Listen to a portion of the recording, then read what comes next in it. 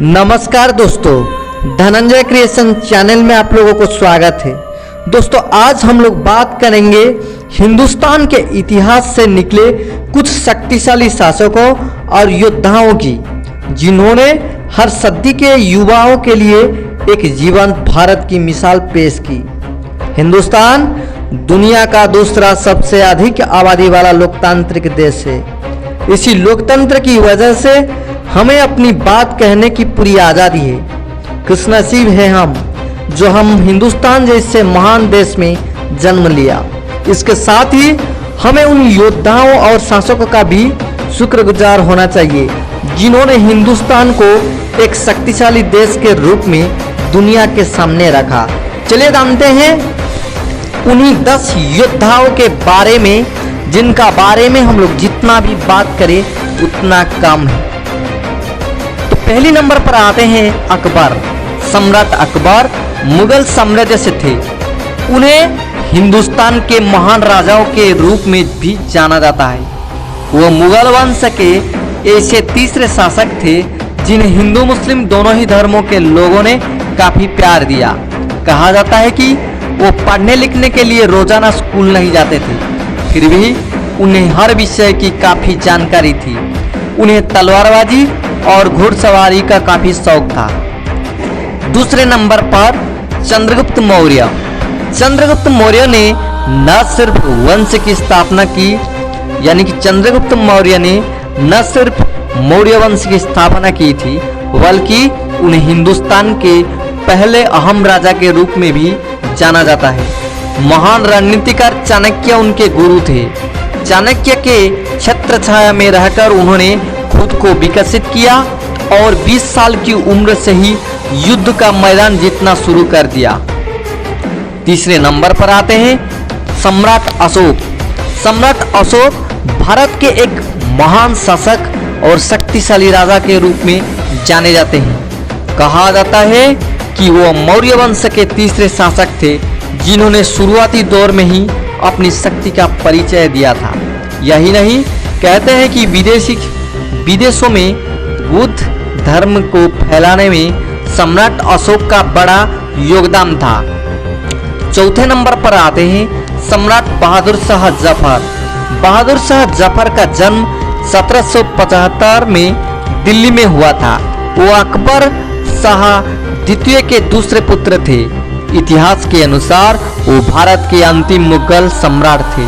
कहते हैं कि उन्होंने हिंदुस्तान में राजनीति से ज्यादा सूफीवाद, संगीत और साहित्य को बढ़ावा दिया।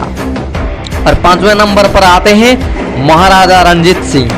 कहा जाता है कि सिख शासन की शुरुआत महाराजा रंजीत सिंह ने ही की थी।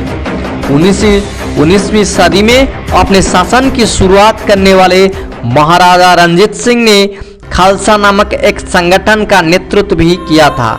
सबसे पहले वो छोटे छोटे गोटों में बंटे सिख को एक साथ लाए और मिसलदारों को हराकर राज्य को बढ़ाना शुरू किया।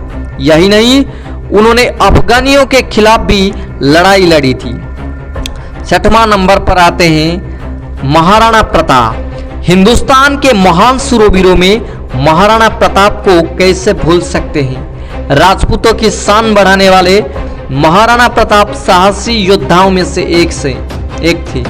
अकबर से पराजित होने के बाद भी उन्होंने खुद को टूटने नहीं दिया और डट कर लड़ते रहे। इसके बाद महाराणा ने चित्तौड़गढ़ वापस लेकर अपने साम्राज्य की शान बढ़ाई।